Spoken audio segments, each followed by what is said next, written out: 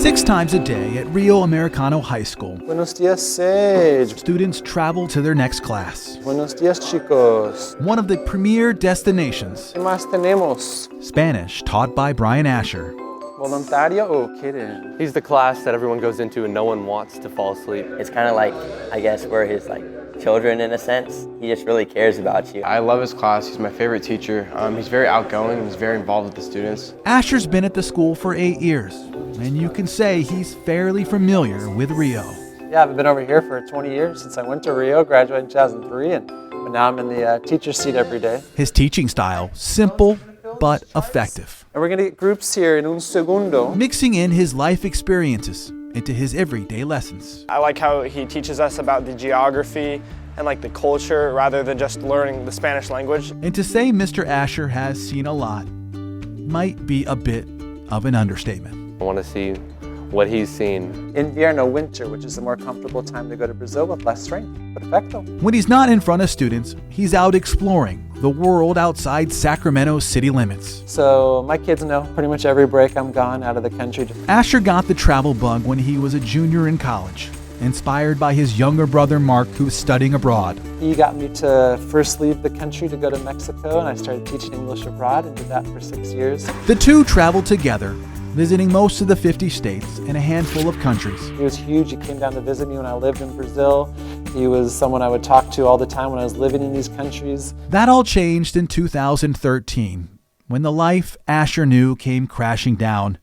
His best friend Mark was suffering from a heart condition. Came up quickly and got more serious and was something that we didn't expect that would take his life.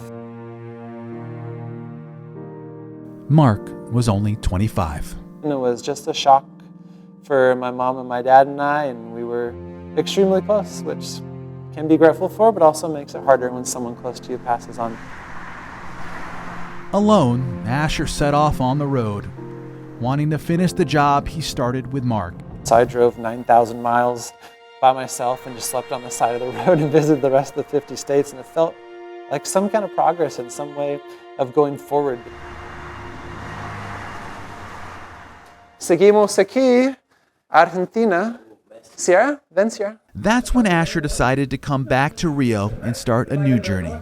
He wanted to spend his free time traveling the globe. And I started purposely every break. We're going to 2, 3, 4, summertime, 10 new countries. And they started adding up. So I didn't really count until I was at maybe 70 or 80. And I wonder what it could be like to get to every country in the world. No easy task on a teacher's budget, only carrying a backpack and staying in strangers' homes. Never stay in fancy places unless someone I'm traveling with has points or they have some kind of rewards. But me on my own, which has been 99% of the time, I'm staying in the cheapest accommodation that I can. His hope was to inspire his pupils. We're here in Machu Picchu village, known as Aguas Calientes. To look beyond the bubbles they live in. I would like to go to Greece. Mr. Asher went there in 2016.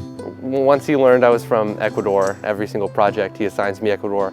So I'm just really inspired. I want to go visit my home country. Mr. Asher visited in 2021. I want to go to Brazil. In 2001, Mr. Asher ran a marathon there. Iceland, just the waterfalls there and just the nature looks really cool there. Yep, Mr. Asher saw those waterfalls in 2019. And I started meeting people in more obscure countries that were at 120 or 140. And I said, they can do it, maybe I can do it. So I started getting that idea of possibly going to every country in the world. And did.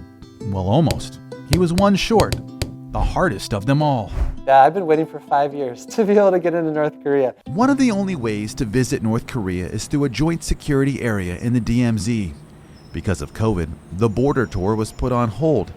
But in March, Asher got a message it was opening back up, and the company who runs the tours asked him if he'd like to be the first American to get in. Sign me up. I'll get a substitute teacher. I'll do whatever I can to get there. I'll make it happen. And after a 24-hour flight, Asher and his girlfriend were given access to a small building where he checked the last country off his list. It's a Blue House conference room where presidents meet.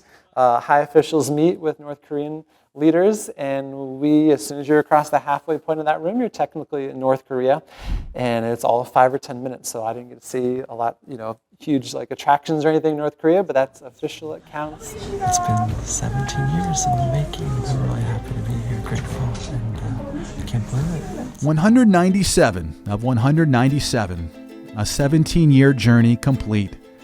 And Mark was by Brian's side every step of the way.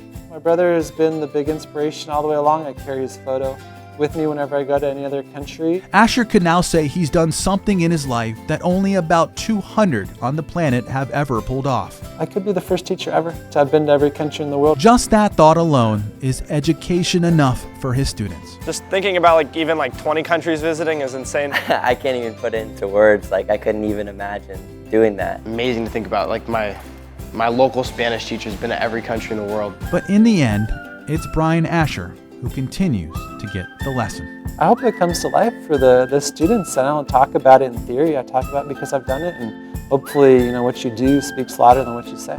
For photojournalist Victor Nieto, Gracias, adios, Roy. Jason Marks, KCRA 3 News.